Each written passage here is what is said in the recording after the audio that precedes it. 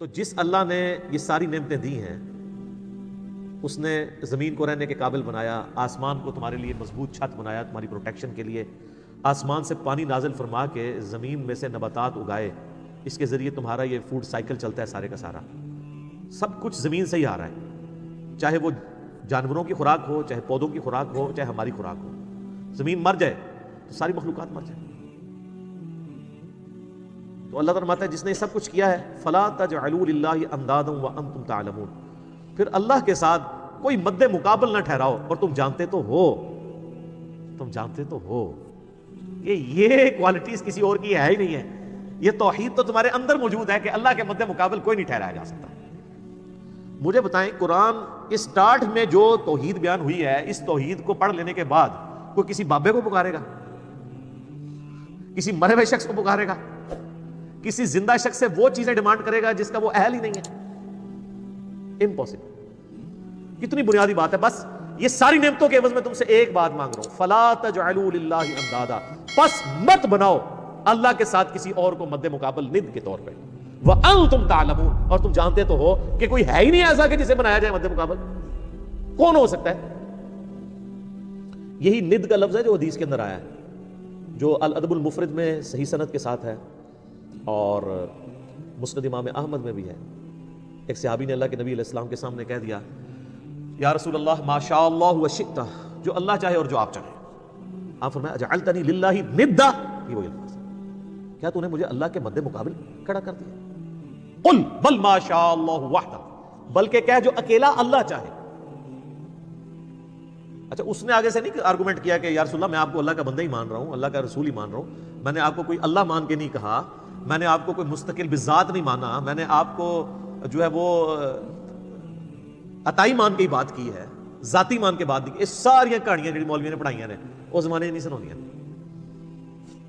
تو یہی ند کا لفظ وہاں پہ بھی استعمال ہوا ہے، اللہ کے ساتھ ند نہ ٹھہراؤ۔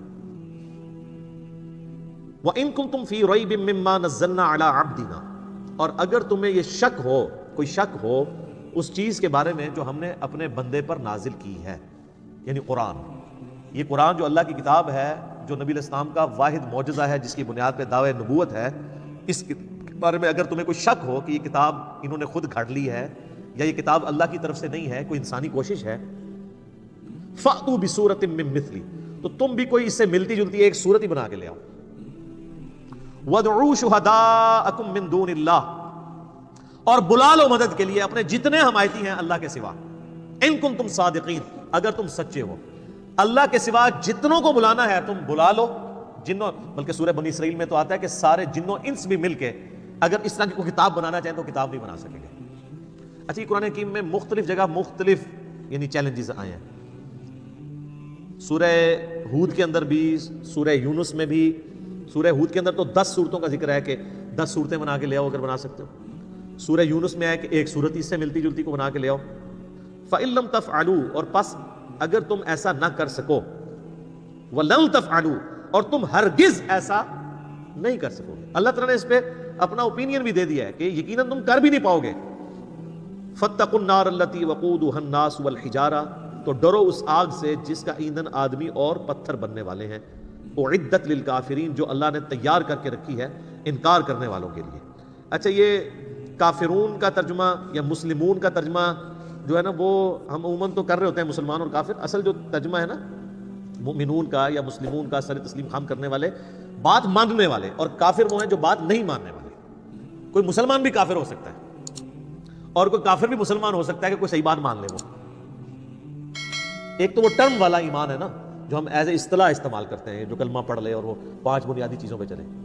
لفظی ترجمہ یہ ہے کہ نہ ماننے والوں کے لیے، انکار کرنے والوں کے لیے، کفر کہتے ہیں انکار کرنے کو، ناشکری کرنے کو، اللہ تعالیٰ نے آگ تیار کر رکھی ہے جس کا ایندھن آدمی، انسان اور پتھر ہے۔ اللہم اجرنا من النار، اللہم اجرنا من النار، اللہم اجرنا من النار۔